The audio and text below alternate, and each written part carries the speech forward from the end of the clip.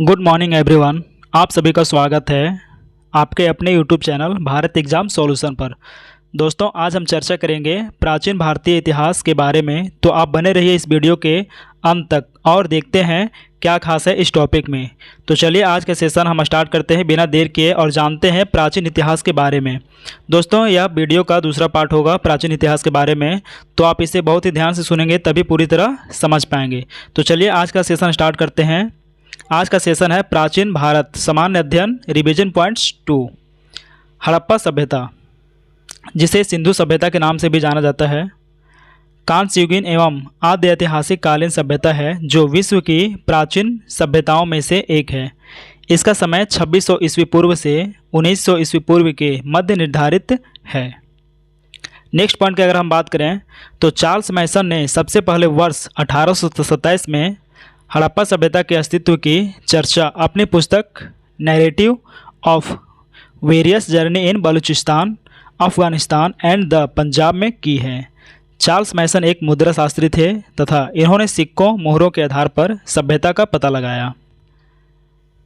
अगला पॉइंट है हड़प्पा सभ्यता या स्थल का उत्खनन सर्वप्रथम वर्ष 1921 में दयाराम साहनी के नेतृत्व में किया गया था। हड़प्पा स्थल पाकिस्तान के पंजाब प्रांत के मोंटगोमरी जिले में रावी नदी के तट पर स्थित है।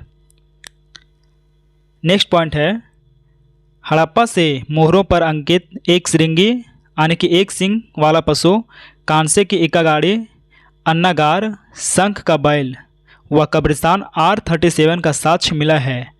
चांदी का प्राचीनतम साक्ष्य हड़प्पा संस्कृति से मिला था। ये चीज़ आप याद रखेंगे। कब्रिस्तान R37 का साक्ष्य कहाँ से मिला है तो हड़प्पा से मिला है। मोहनजोदड़ो सिंधी भाषा में मृतकों का टीला होता है का उत्खनन R.D. बनर्जी यानी कि राखाल दास बनर्जी ने वर्ष 1922 में किया था। पाकिस्तान के पंजाब प्रांत के लरकाना जिले में सिंधु नदी के तट पर मोहनजोदड़ो स्थित है। अगर आपसे किसी भी पूछ दे कि मोहनजोदड़ो किस नदी के किनारे है तो आप बताएंगे सिंधु नदी के किनारे पर मोहनजोदड़ो स्थित है। भारत में इस सभ्यता के सबसे बड़ा पुरास्थल राखीगढ़ी हिसार, जो कि हरियाणा में पड़ता है, घग्गर नदी के किनारे स्थित है। अगला पॉइंट है लोथल एवं सुतकोटदा सिंधु सभ्यता का बंदरगाह स्थल है। कालीबंगा में जूते हुए खेत एवं नक्काशीदार ईंटों के प्रयोग का प्रमाण मिला था। मोहनजोदड़ो से वृहद स्नानागार, अन्नागार, नर्तकी की कांस्य की मूर्ति, पशुपति की मूर्ति आदि के अवशेष मिले थे।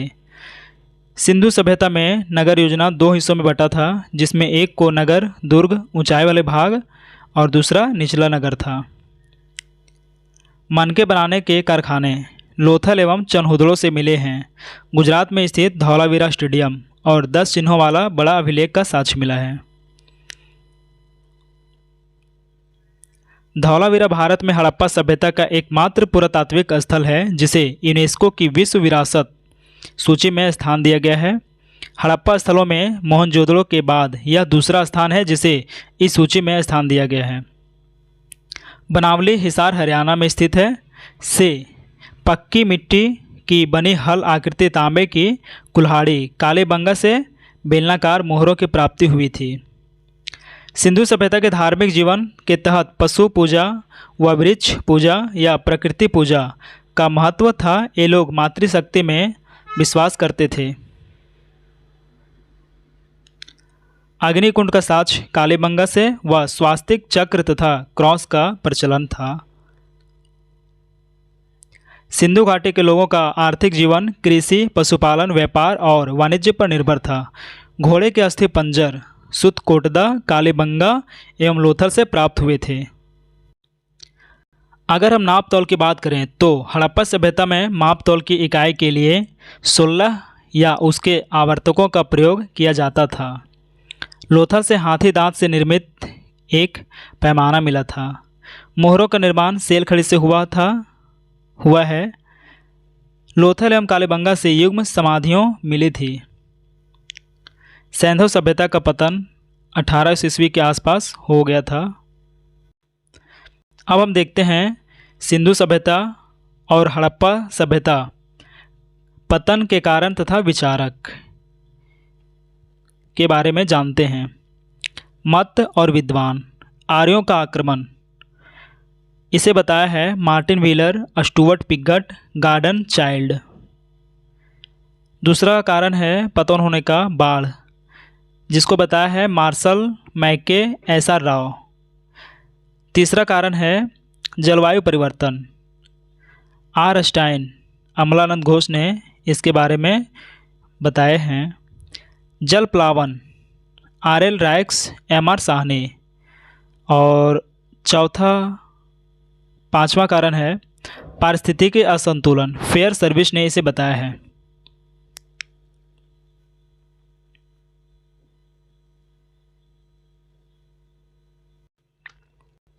वैदिक सभ्यता के संस्थापक आर्य थे। यह मूलतः एक ग्रामीण सभ्यता थी। आर्यों की भाषा संस्कृत थी। वैदिक सभ्यता को निम्न दो भागों में बांटा जाता है, ऋग वैदिक काल तथा दूसरा है उत्तर वैदिक काल। अब हम एक एक करके इन सभी के बारे में विश्लेषण करेंगे। पहला है ऋग वैदिक काल। ऋग वैदिक काल में सप्त सैंधव प्रदेश में 7 नदियाँ प्रवाहित होती थी, जिसमें मुख्यतः सिंधु, सतलज, रावी, चिनाब, झेलम, व्यास तथा सरस्वती आदि हैं। इस क्षेत्र को ब्रह्मावर्त भी कहा गया है। ऋग्वेद में हिमालय की चोटी को मुजवंत कहा गया है। ऋग्वेद के पुरुष सूक्त में 4 वर्णों ब्राह्मण, क्षत्रिय, वैश्य एवं शूद्र की चर्चा है, जो कर्म आधारित विभाजन था। ऋग्वेद में कुल 10 मंडल हैं। इस समय महिलाओं को शिक्षा प्राप्त करने और राजनीतिक संस्थानों में शामिल होने का अधिकार था। ऐसी विदुषी महिलाओं में अपाला, सिक्ता, घोषा, विश्वारा और लोपामुद्रा प्रमुख है। समाज में विवाह न करने वाली महिलाओं को अमाजू कहा जाता था। ये चीज़ बहुत इम्पोर्टेंट है, आप इसे याद रख लेंगे। इस समय आभूषणों में सोने, चांदी और तांबे का प्रचलन था और स्त्रियां तथा पुरुष दोनों आभूषण पहनते थे। ऋग्वैदिक काल की आर्थिक संरचना में गाय को प्रमुख स्थान प्राप्त था और इसे अघन्य कहा जाता था। गाय के युद्ध के लिए गवेषण शब्द का प्रयोग होता था। आर्थिक जीवन में कृषि, पशुपालन एवं वस्तु विनिमय प्रणाली प्रचलित थी।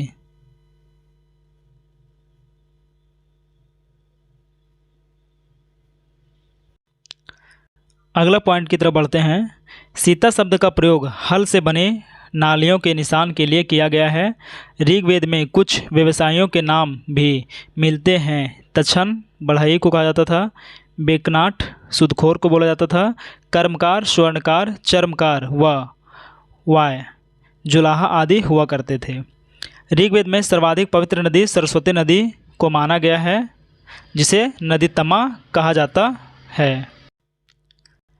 अनेक गांव मिलकर विष बनते थे, जिसके प्रधान विषपति हुआ करते थे।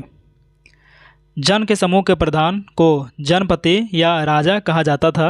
सभा समिति तथा विदत जनप्रतिनिधि संस्थाएं थी।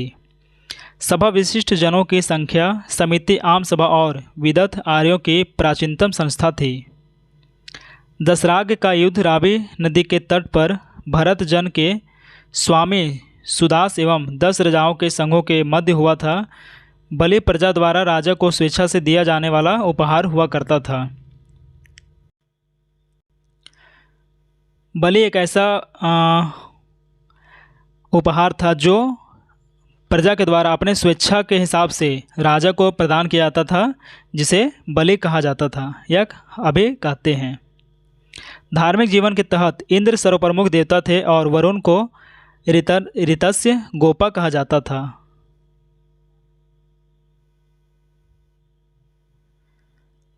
दूसरा है उत्तर वैदिक काल। इसमें आर्यों के निवास क्षेत्र को आर्यावर्त कहा गया है। इस काल की सामाजिक संरचना में महिलाओं की स्थिति में गिरावट हुई। आर्थिक व्यवस्था के अंतर्गत खेती का प्रचलन बढ़ा और लोहे की खोज हुई। निष्क और शतमान नामक सिक्के का प्रचलन हुआ।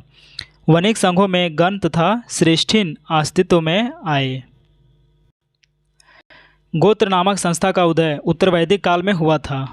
सत्यमेव जयते मुंडकोपनिषद से तथा अस्तोमा सद्गमय बृहदारण्यक उपनिषद से लिया गया है। गायत्री मंत्र का उल्लेख ऋग्वेद के 3 मंडल में है। जबालानोपनिषद में सर्वप्रथम चारों आश्रम व्यवस्था की जानकारी मिलती है। श्वेताश्वर उपनिषद रुद्र देवता को समर्पित है।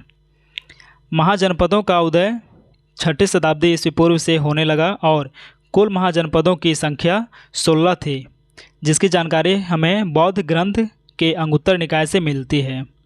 महाजनपद काल में 10 गणतंत्र विद्वान थे, जिनमें लिच्छवी, शाक्य, भग्ग आदि प्रमुख थे। विश्व का पहला गणतंत्र लिच्छवी था। नेक्स्ट पॉइंट देखते हैं, महाजनपद एवं उनकी राजधानी। महाजनपद और राजधानी। मगध का राजधानी था राजगिरा, कौशल की राजधानी श्रावस्ती, वज्जी की राजधानी वैशाली, अवंती की राजधानी उज्जैनी या महेशमती, वत्स की कौशाम्बी, कुरु की हस्तिनापुर, अंग की काशी, गंधार की मथुरा, कंबोज की राजपुर। दोस्तों